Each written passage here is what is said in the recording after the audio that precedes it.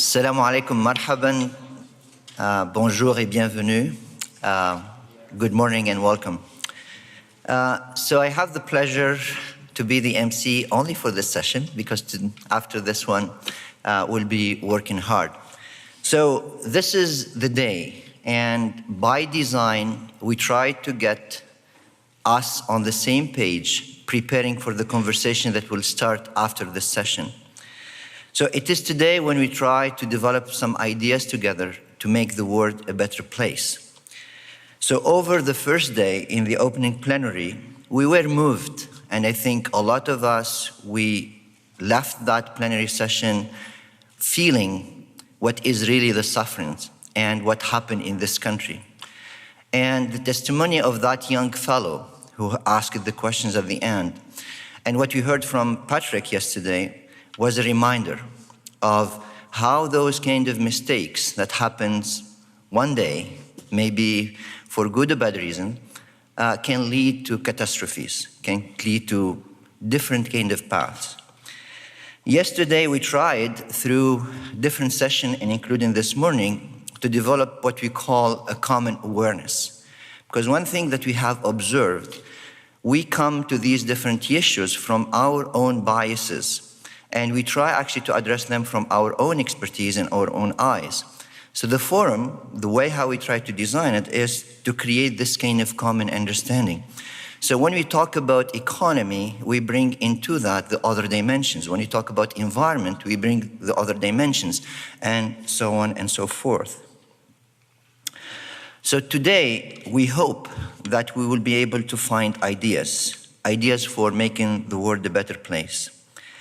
And the world will become a better place when we start with ourselves. So a better place for you, better place for me, better place for her, for him, for all of us. And I would like to remind you what came from the first day when Mary Ann Thomas asked us to walk together. And I think in this togetherness, this is where I would like to go. So for me, diversity is a fact. We have been created, or the nature created us, whatever your belief, we are different. Inclusion is an act, is building constructive relationship to move us forward. And as you will hear from this first panel, in a study, there is the business case that inclusion is beneficial. We see it in nature, we see it in our societies, we see it in corporations, but the evidence is already there. And by the way, I have a good news for you. You heard Lord Alderdice yesterday saying there are only 25% in maximum. They are like us, believing that diversity and inclusion is something good, and believing in you can do well by doing good, and this is not a zero-sum game. And it is more than enough, because, and I'm happy to elaborate on that, there is a proof it takes only 10% dedicated to change the system. We have two and a half times that people are committed to this. So it is my pleasure, before I introduce the panel, to thank a few key people who made this as what it is. So the name that you see here on the slide are all of those people who worked hard making this happen. There are many, many more who have been involved in one way or another, but these ladies, they are behind what you see today. So please give them a round of applause and thank them.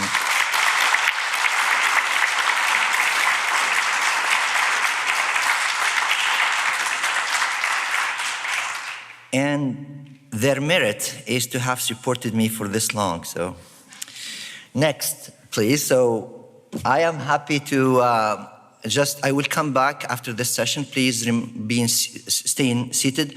I would like to remind you of what you are expecting from the think tanks and what is going to happen during the day. But remember that we are going to be at the Government House at the end of the day to present the highlight of the big ideas that we are developing today. So it is my pleasure to introduce Rita. Perth, sorry. I was practicing with her. I'm so bad with names. Sorry So she comes to us from Vancity, and we are thankful to Vancity for their support for the forum. Vancity have been always thinking about making good with the money, and this is how they were being structured.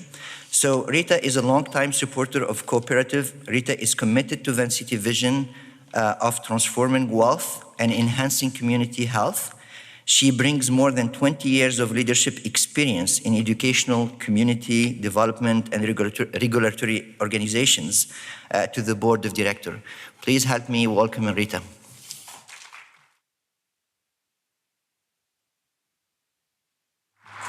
Good morning. It's a pleasure to be here to welcome you to this morning's session.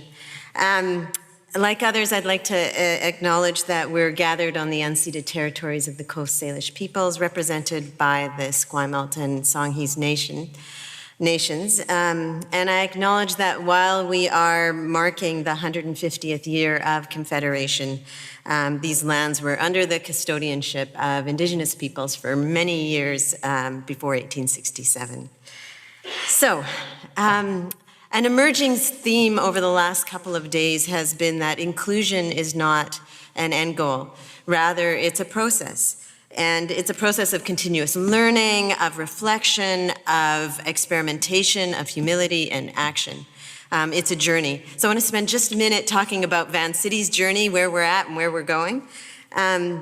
Vancity, as some of you know, was founded 70 years ago by a group of community members who could not get credit through traditional banks.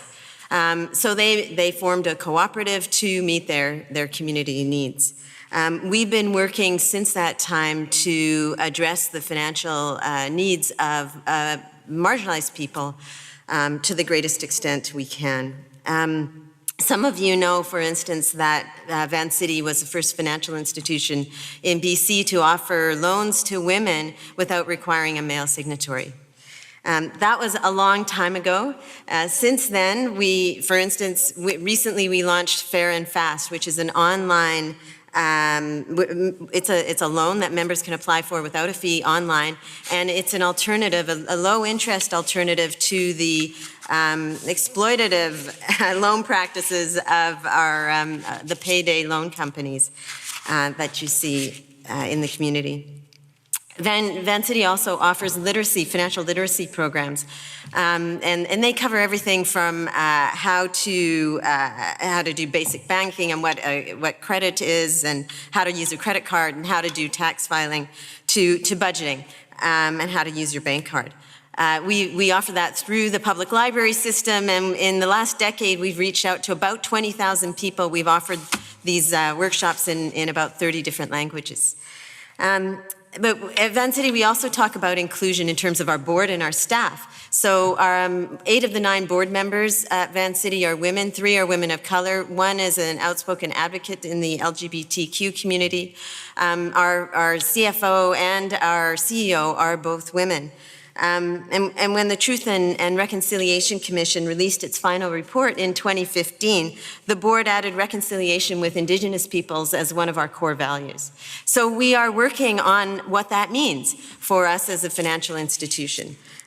This year, for instance, more than 50% of our staff and all our board will have gone through a reconciliation workshop, and that will change the dialogue that we have internally and the way we relate to our members and the kinds of services and the way in which we offer our services. But inclusion for us is also about the movements in which we participate. And just last weekend, a fellow board member, Jan O'Brien, and I were at a conference on platform co-ops. And that's a new movement that has really arose in response to the digital sharing, so-called sharing economy, represented by the Ubers, the Airbnbs, the TaskRabbits, where billions are made by investors, but very rarely invested and shared with the workers in their own communities. So, and I think this is where economic inclusion experimenting gets really exciting, because we heard from all kinds of people, domestic workers, childcare workers, photographers, artists, drivers, who have come together to form digital platforms to offer their services and their platforms where they control and use the data. They put that data to serve them in their own communities. They reap, retain, and invest the profits, and they have decision-making power over their own organizations. We heard from an Uber driver, a former Uber driver in the States who'd formed a co-op. We heard from a series of domestic workers who are working with labor to provide a platform where they can get benefits like sick leave and vacation pay. And then finally, we heard from the Boston-based Center for Economic Democracy, which is experimenting with with how financial institutions like ours can be drivers of social change by, for instance, offering lower interest rates to businesses that declare themselves living wage employers, or that they're looking at how to create social impact covenants between lenders and recipients, businesses. Or they're establishing, and this was such a great example, community investment funds that both offer a solid return to investors and contribute to the community. So the example they gave was one where individuals, individuals and institutions, regardless of whether they're contributing $100,000 or $50, have one vote, and together they collectively decide how to allocate and invest that money in their own communities. So that brings us to today. You can see how addressing economic exclusion and economic inclusion is incredibly exciting. It's with great pleasure and great excitement that I get to introduce the moderator of the panel this morning. That's Jennifer Petrela. Jennifer is the Director of Content and Strategic Engagement at the Pierre Elliott Trudeau Foundation, which supports research and engagement in the humanities and social sciences.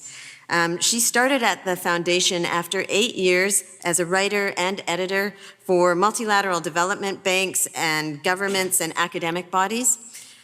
Jennifer has worked in Brazil, in France, in the States, and the Philippines, and she earned a Bachelor of Arts in History and a Bachelor in the History of the Developing World from McGill University, and a Master of Science in Environmental Health from the Université de Montréal. Welcome, Jennifer. Thank you very much. Thank you very much. You know, I had to hold myself back there because there's a seat beside Kamal, and I thought Rita would be perfect for that seat. Inclusive socio-economic progress. She's all about that. So thank you very much, Rita, for helping bring this Victoria Forum to us today. So good morning, everybody. As you know, my name is Jennifer Petrela. It's a great honor for me to be here with my fellow colleagues here to talk about inclusive socio-economic progress. I'd like to start by acknowledging the University of Victoria, Global Affairs Canada. Of course, we've acknowledged the territory that we're all on today. I'm going to start by introducing our panelists. We have 3 here and 1 who's going to be on the screen behind you in an instant. And then I'm going to explain to you how we're going to structure this very brief time that we have together. So to start with our panelists, we have here Kamal Al-Sulaili. Kamal is an award-winning author, and he is a professor of journalism at Ryerson University. He's the author of Brown. If anybody here has read it, they'll know that it's a fabulous book, but don't trust me. It's won major prizes, including the Shaughnessy Cohen Award for Political Writing. It's a great book. Christian is going to be on the screen in a second, so I'll move right along. Carol Ann Hilton is a First Nations business leader and the holder of an international MBA. She's the CEO of Transformation International, an award-winning First Nation social and economic development company, and she was recently appointed as senior advisor on the Canadian Federal Economic Growth Council that advises Federal Finance Minister Morneau on Canadian economic growth. Carol Ann is an instructor at Simon Fraser University's Community Economic Development Program. She's the faculty lead at the Banff Centre for Indigenous Business, and she's the director both of the McGill Institute for the Study of Canada and the National Canadian Economic Development Network. Hi, Christian. Can you hear me? Good morning. Good morning. Great. So we're speaking to Christian. He's in Whistler. Christian Kittleson is a partner at Ernst & Young. He's the lead on government and public service sector in BC, and he's the firm's national lead on Indigenous practice. Christian is a former Assistant Deputy Minister of BC for Natural Resources, and he is a former Chief Financial Officer for the world's largest helicopter service company. He was responsible for their operations in Australia and Southeast Asia. And finally, right here on my right is Jillian Stirk. Jill is a former Canadian ambassador and a 2015 mentor at the Pierre Elliott Trudeau Foundation. Until June 2013, she was Chief Foreign Policy Officer and Assistant Deputy Minister of Strategic Policy, Global Issues, and European Affairs at the Department of Foreign Affairs and International Trade.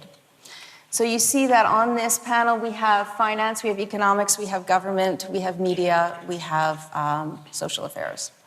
Very high-hitting panel. Thank you, everybody, for being here. Briefly, the way that we are going to structure the panel this morning is going to be as follows. We have 40 minutes left, and we wish to reserve the last 10 minutes for a summary by our panelists. So that leaves us 30 minutes for a discussion and a kind of question and answer period with the crowd. Now, if these 4 people are experts in their fields, I know that there are many, many more experts in this room. Inclusive social economic process is not something that can be remedied with the expertise of 4 people, no matter how well experienced. So I have been speaking to some of you in breaks and so forth, and we're going to be calling on you later.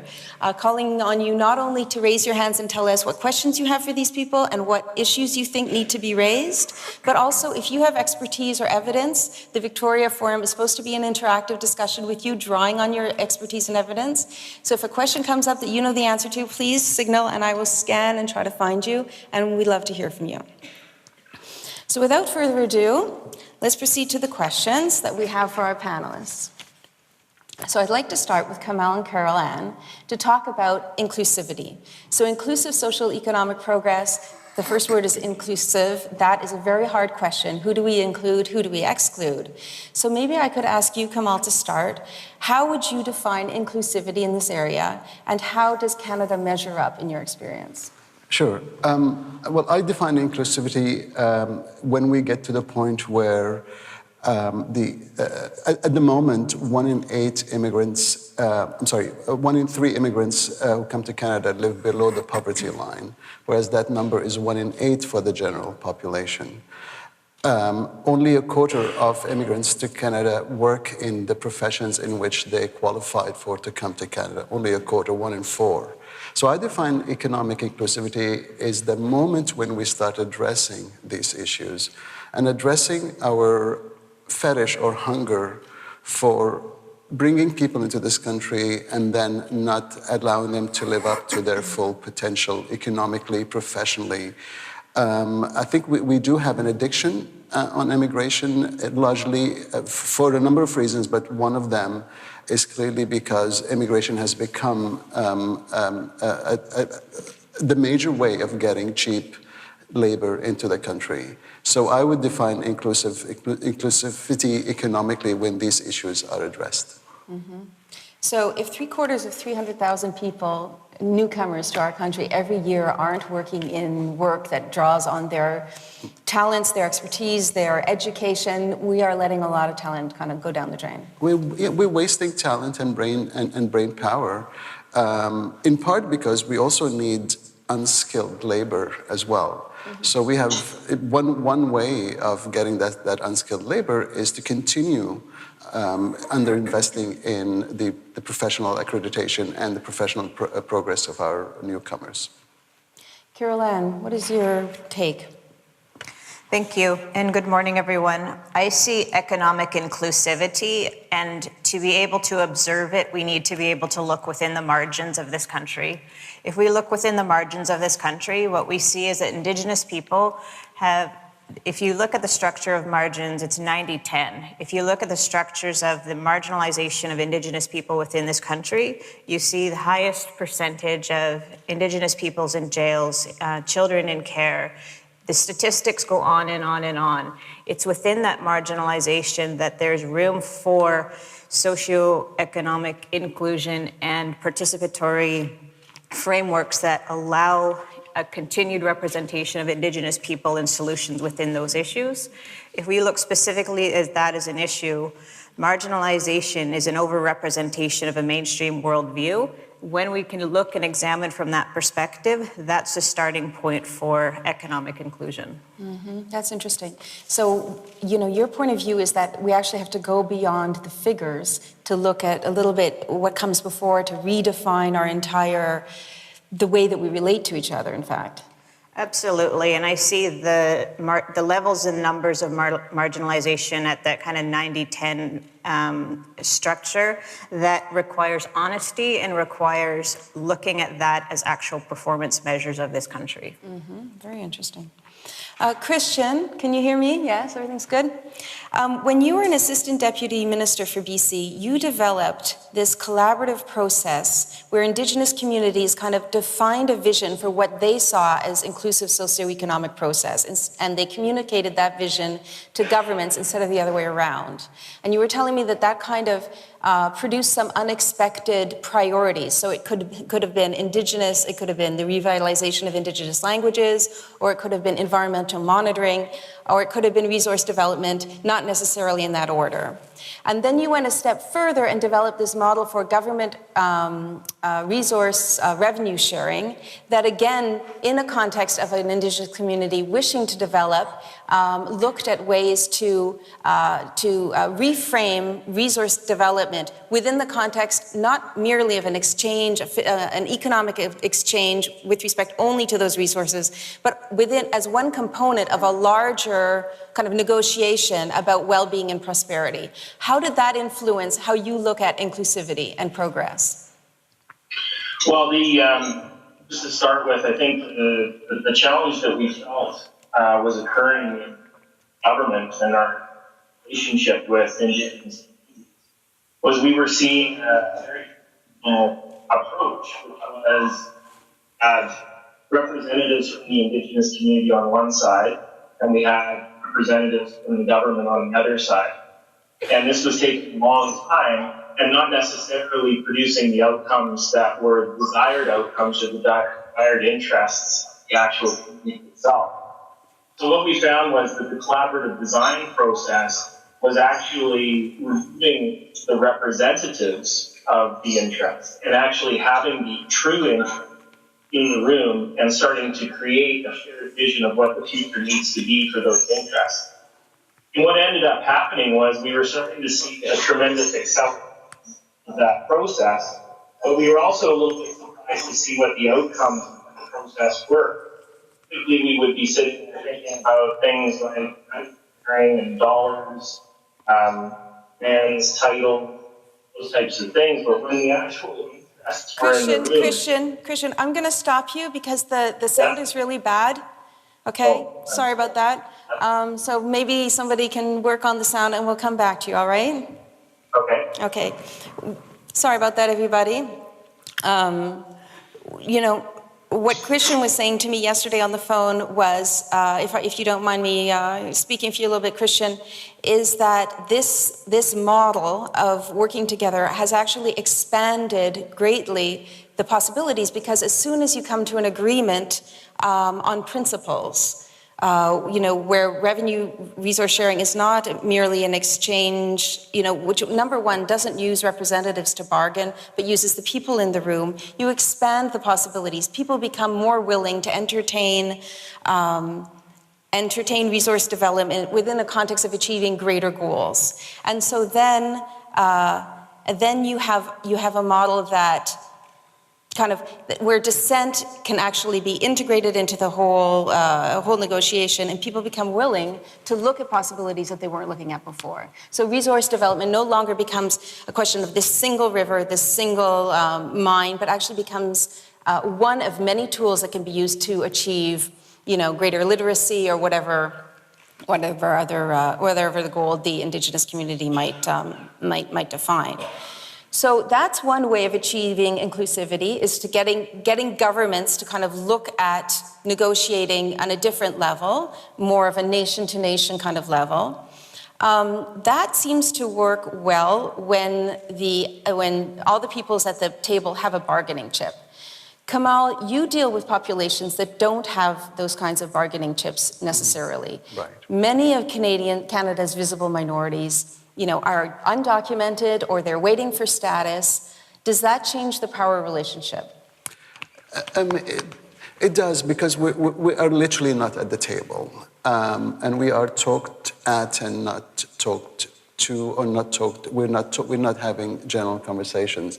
To me, I mean, the issue of inclusion is not just about a company that has, 10% visible minority, but who are the decision makers in these companies? So for me, in the media, for example, I worked at the Globe and Mail for 7 years. I am the only non-white critic in the history of the Globe and Mail, for example, arts writer and critic in the Globe and Mail. That paper never had a person of color or a woman as editor-in-chief. So it is about the distribution. It's not just about having a diverse workforce or having people included in the company, but it's about the decision makers, about positions of power and also visibility and high visibility positions. So I think that's where our communities, when I talk about our communities, I talk about the communities I described in my book, Brown, are not part of the conversation. Okay, I guess that's an echo. Oh, God. Can right. somebody stop that squeaking? Okay, I think I'm done, yeah. Sorry.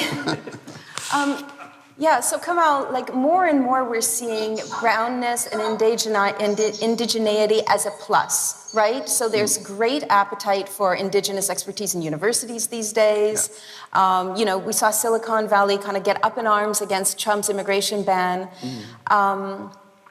I'm going to turn to Jill now, because I'd like to know a little bit more about the study that you did that kind of started, that questioned to whether brownness or visible minority, is seen as an asset or a liability in the business world. Mm-hmm. Well, I have to say it was an interesting study. We looked at the relationship between diversity in the workplace and both revenue and productivity. And there was kind of a quantitative piece where we took a whole set of statistics and did some analysis there. But we also talked to companies, to settlement organizations, to different organizations involved in working with different communities to get their perspective on the role of diversity in the workplace. And what we found was that there is a very clear positive correlation between diversity and both revenue and productivity across 14 sectors, but particularly in those sectors where creativity and knowledge and so on is at a premium.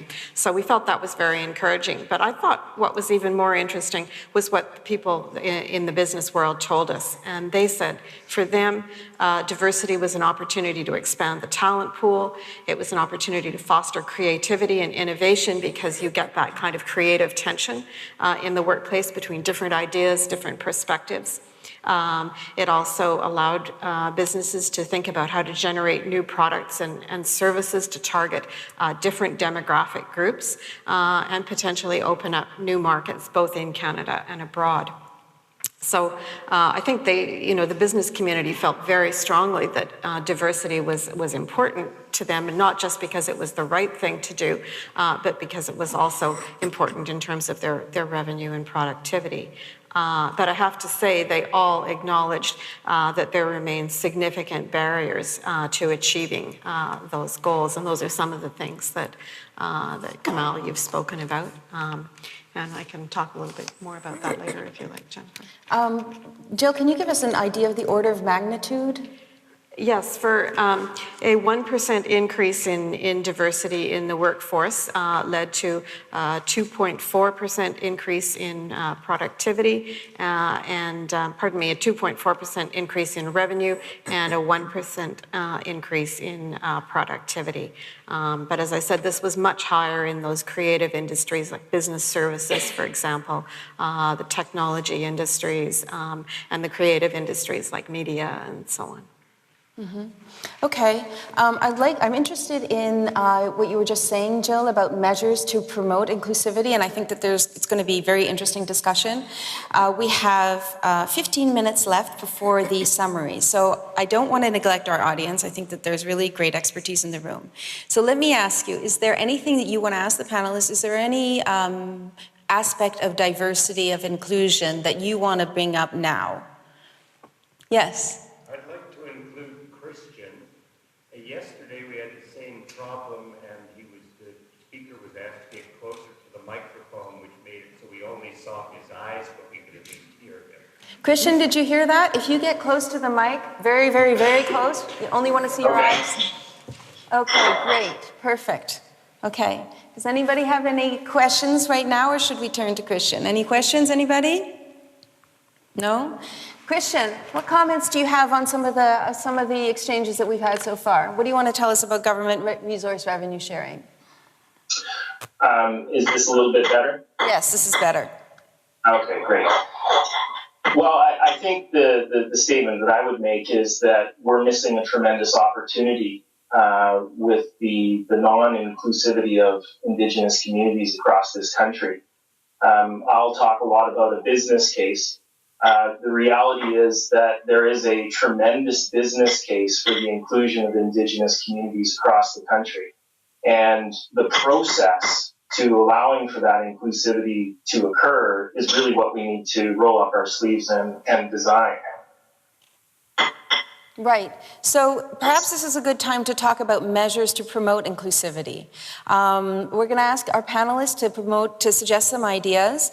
But I'd like once again to give the first right of refusal to the audience. Is there anybody who has something that they'd like to bring up? Please. May I take the mic? Sure.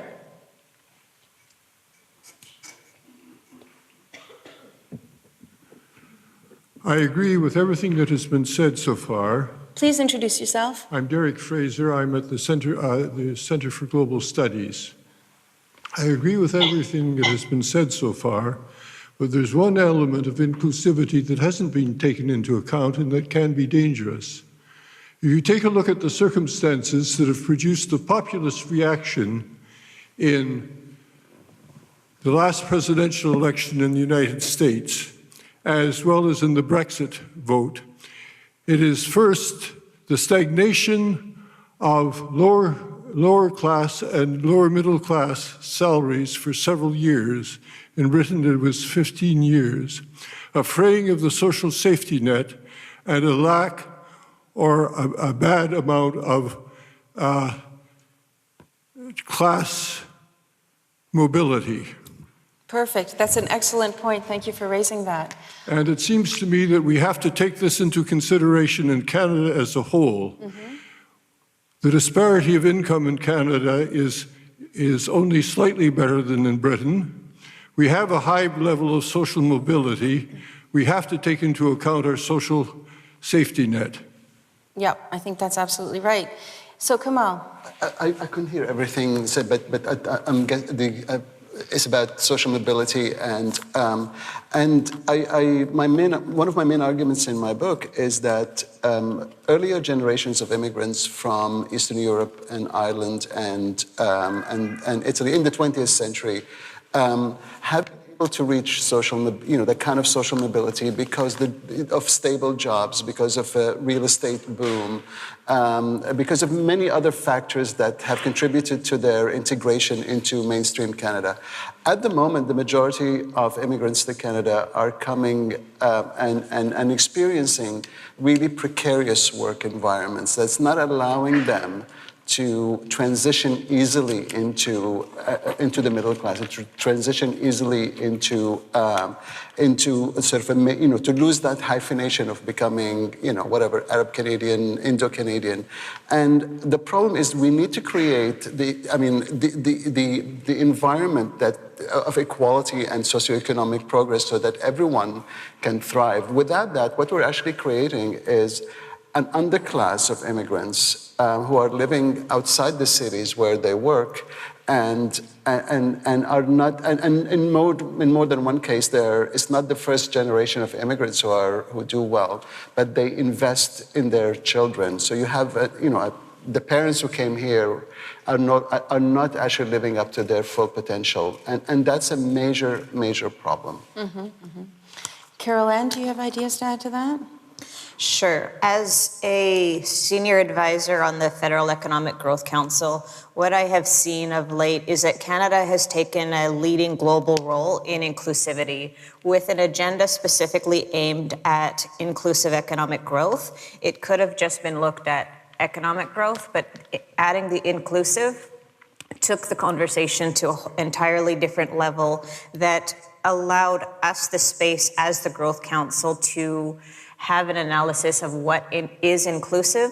So the recommendations that we created for the finance minister as examples such as an infrastructure bank, the future skills, the immigration, those as examples, we had to be able to take a close look at what was the concept, how would it unfold, what specifically was the intention, and in what ways and why was it inclusive.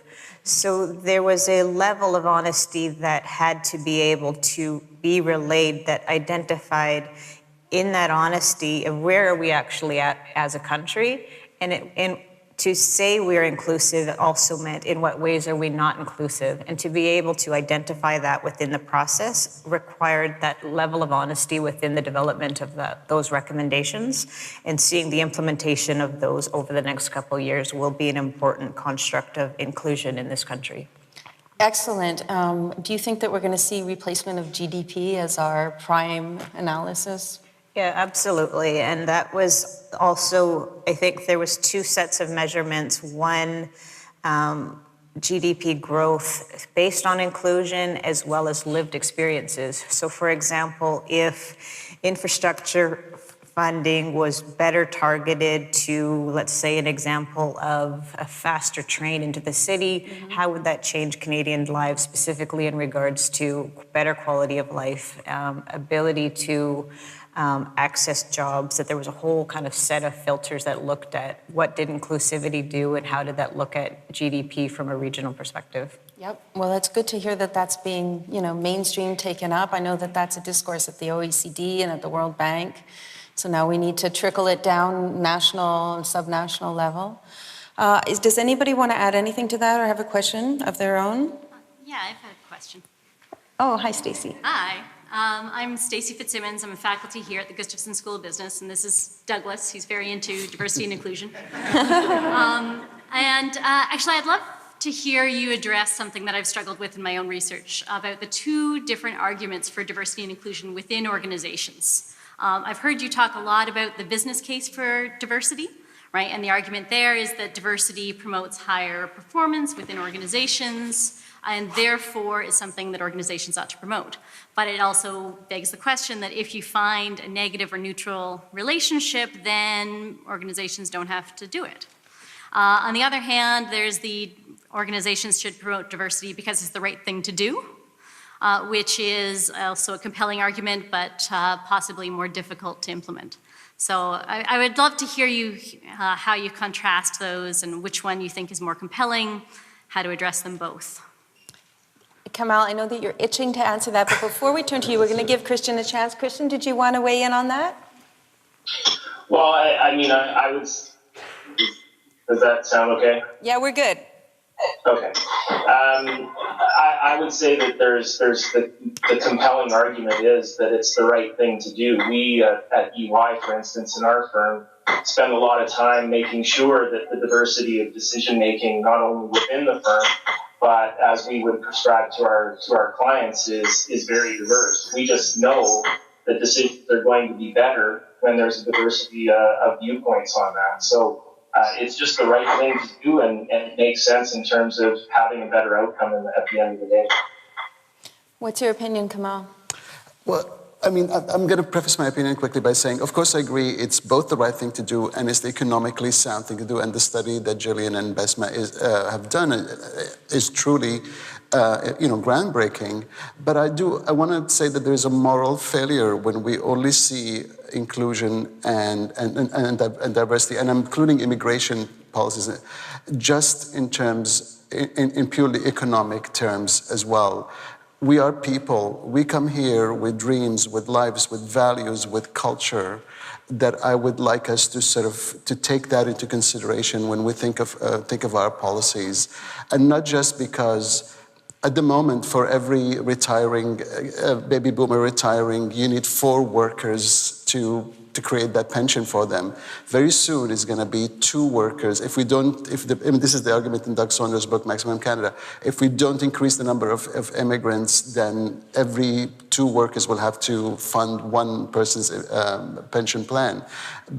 And I can see that. I agree with that.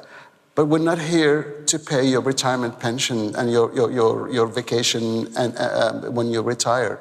I want us to have an immigration and diversity policies that also acknowledge the rich histories, the rich values that immigrants in general bring to this country. And in an ideal world, I also would like us to have the conversation about immigrants and indigeneity, not as separate conversations, but as part of the same conversation.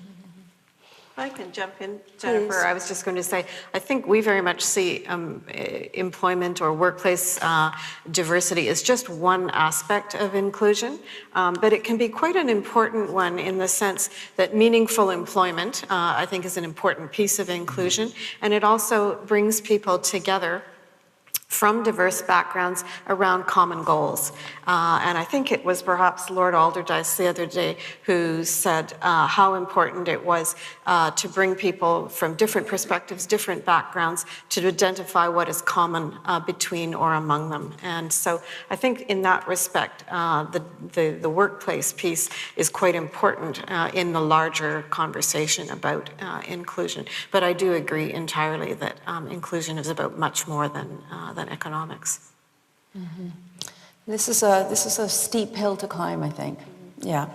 Are there other comments from the audience before we turn to measures to promote inclusivity? Yeah. Good morning. I'm Dr. Pamela Davinsky. I'm the Executive Director of the Mosaic Institute. My question is about the language that we all happen to be using yesterday and today, and more specifically about the word inclusion. I think one of the things that we're hearing from all of you is that this is not just about color, it's also about socioeconomic status, the mobility, the structure of our capitalist hierarchy. And that the notion of inclusion presumes a power base. It presumes in versus out. And there are those who control the foundation of the inside. And so if you figure out how to smell like us, talk like us, walk like us, we might kind of let you in. And I wonder if perhaps one of the more foundational challenges is to question the language that we use. Language embeds the truths and the biases of how we understand each other in the world. And it strikes me that the word inclusion in and of itself is a reflection of the problem. And if we only use language that reflects that is embedded and creates the problem, we'll never actually crack through to an effective solution. So I'd love to hear what you guys have to say about the word inclusion itself and perhaps other words in our language that reflect a discriminatory in versus out, us versus them understanding of the world. I think that's right on. Carol Ann, I suspect that you have something to say about that. Sure. So I've developed that's a fantastic question and comment. I've developed a line of thought called indigenomics, and the intention of it is to insert into Canadian consciousness the relevance of an Indigenous worldview. So without restraints of political restraints or legal restraints, the intention is really that an Indigenous worldview is not only relevant, but the requirement for space for Indigenous people in this country. The leadership is being created within the legal field. However, Canada is in both a legal and an economic relationship within this country with Indigenous people. The formation of this country was established on the Indian question, so the Indian problem. And with that, that has established to the modern question of that today is really actually how powerful are we as Indigenous people? So we established this country as Indigenous people are a problem, the exclusion of people, the invisibility of Indigenous people. So past 150 plus years, now what we're seeing is how powerful are we as Indigenous people? How is that being facilitated? And the increased visibility and requirements for how we fit within this country is essentially what that looks like in terms of our ability to create an appropriate response. For what I see is that within the federal finance, the fiscal relationship between the government and Indigenous people, it's highly reflective of that sense of exclusion, of the ability to see that the current framework in the fiscal relationship is that 95% of funding that goes to Indigenous people is all socially based. So education, housing, social programs, 3% is reconciliation and 2% is economic development. So we live in a country with Indigenous people as the poorest people within this country, but also 2% that's not investable in terms of the ability to translate that into economic inclusion. Indigenous people are building the space for economic inclusion, and that's the essential piece, is that the leadership is coming from Indigenous people for inclusion and visibility, and that's the platform of how powerful we are as people. Thank you. That represents a tremendous potential. I mean, if you turn those figures around just slightly, you can increase exponentially your effect. And I think that's a piece around the visibility of understanding the cost, the perception of we cost this country money versus the investability of our relevance and intention within economic growth. Wow. Well, that's very impressive. We are now at 9 minutes. That is perfect because it leaves our panelists each 2 minutes to kind of sum up. So the panel organizers have asked us to do a kind of summary portion where each panelist tells us what he or she found most striking about the comments today, what he or she thinks are research questions that still have to be developed, what he or she thinks is the single most interesting or important piece that they're going to carry away. Jill, can we start with you? Well, a couple of observations. One, I think what I heard here is that we can't just look at each aspect of inclusion or pluralism in isolation. And it isn't just about the economics, but it's really about the broader piece about what kind of a society do we want to create going forward. And I think that's certainly an important aspect. I think our diversity and our demographics present an enormous opportunity, that there is huge untapped potential right across this country, whether we're looking at Indigenous peoples or immigrants, whether they be new immigrants or those who have been here for some time. And we need to think about how we unlock that potential going forward. The work that I have done has kind of, I guess, posited that Canada's diversity is a huge, it's an opportunity, it's Canada's global advantage in a way, because it should allow us to connect to the world. It gives us that kind of cultural fluency, if you like, because we come from different backgrounds, bringing different perspectives, different experiences. That should be an opportunity to connect with others. And in an increasingly globalized world, none of the issues that we are grappling with, whether they're social issues, economic issues, environmental issues, are going to be solved by one country alone. And we should think about our diversity as an opportunity to look beyond our own borders. Mm-hmm. Interesting. Christian. Yeah, really wonderful conversation. I think one of the things that's extremely important to consider is the process that we're going to follow for this inclusion. And I think that question around the words or the pattern language that we use is very important. I would rather use a language like partnership and the building of trust, which is a challenge that stands in our way for that inclusion to occur. We're very quick these days to engineer tools or engineer solutions, and sometimes those tools don't fit. What I like to do is I like to find ways to create a common intent or a common philosophy, common culture between the diversity of those populations. Once we have that, I think we're on our way to building trust and having a truly equal partnership and equality across this country between all of those diverse types of. Yeah, partnerships first. Carol Ann. Thank you. I really enjoy that concept that inclusion has to be more than just about economics. It has to be about our lived reality. I see that much as on the research that you're looking at as well, is that the potential of those numbers is what is the performance of inclusion within this country, and in what ways and filters do we look at that? We live in a rapidly changing world, and the requirements of inclusion, the pressures of that are continuously showing themselves that we need to be able to do things differently. From an Indigenous perspective, I see specifically that the government's approach has been the reduction of strength of claim, so our relationship to the lands. From that as a legal construct, what I've seen is that now with inclusion and with the ability that is now facilitating itself as strength of relationship. In what ways is strength of relationship presents itself within our treaty relationships, within our existing negotiations? That strength of relationship will require new actions, new beliefs, and new response to a rapidly growing Indigenous economy. Some of the work that I do in Indigenomics specifically is around looking at the TD Economic Report that identified the Indigenous economy currently at $32 billion. It was estimated to come in at in 2016. It came in at $32 billion with premature evaluation on those numbers. I'd take that within the Growth Council context to say, in what way as a country do we respond to the potential of a $100 billion Indigenous economy? That is what inclusion looks like in this country, and that is what the honesty that says the strength of our relationship and the central role of Indigenous people.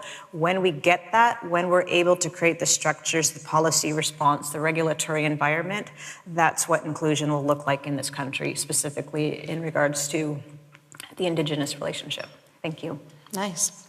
Come on. Okay, I too would. I mean, I want to think about it more about the issue of language and the term inclusion and partnership, which Christian just proposed as well. I think Caroline as well implies, because I want to believe that there is another model, but I am also realistic and realize where the power lies in Canadian economy and Canadian society, and it cannot be a partnership if we're not equal economically and socially. So that's why I'm hesitant, because I thought we came a long way from when diversity was a fact and inclusion is a policy, and I was quite happy with inclusion, but now I have to challenge myself on that a little bit. I'm very fascinated with your model in particular, but I also would like us to think about the brain drain issue. Is that when we are inviting 250,000 to 300,000 immigrants to Canada every year, and one thing, we're not making the most of them here, but also brain draining some of the doctors and engineers and teachers and nurses and social entrepreneurs out of developing countries. I want us to think about our moral responsibility when we do that. Excellent point. So we have a lot to think about. Our time is up, so allow me first to thank the audience for your great thinking. There's one question from somebody here. I've been waiting. Yeah, we have 2 minutes and 10 seconds, so we're listening. Thank you very much, Kamal, for acknowledging me. I really appreciate everything that's been said, and I realize I only have 2 minutes, and that's fine. I'm so glad you talked about moral failure, and I totally agree. I'm born and raised in this country, so to be really brief, my name is Meharuna Ghani. I'm with the North Shore Multicultural Society, but I've been doing this work since I was 8 years old. That's 40 years now. And I'm a public speaker, and I'm a consultant in diversity education. So on the front lines of the work that I do, I have created community conversations and talking circles, and on the front line, and I'm so glad that there was last two people who came up and talked about some of the reality of language and diversity and inclusion. And I feel we haven't really, and I know we don't have enough time, we need to get deeper in what is inclusion and what is making us uncomfortable. And let's not be polite about it, because in the conversations I have conducted, I have heard there is fear, there is guilt, there is fragility, there is a sense of entitlement, there's a sense of power and privilege that crosses all people. And it doesn't matter if you're a person of color, what gender you are, there is all of this that is manifesting and that's surfacing. When I see and encounter swastikas in different places, that's a different reality. And so we need to get dirty and talk about the uncomfortable stuff and really find what the strategies are at the front lines, because I'm in the front line. Thank you. Perfect. Thank you very much. So we're in luck because the rest of the day is devoted to think tanks, and we have the entire day to go deeper in the issues. So you'll be able to find all of the speakers at different areas of the university where we can actually go deeper. Please allow me to thank the speakers. Join me in thanking the speakers once again.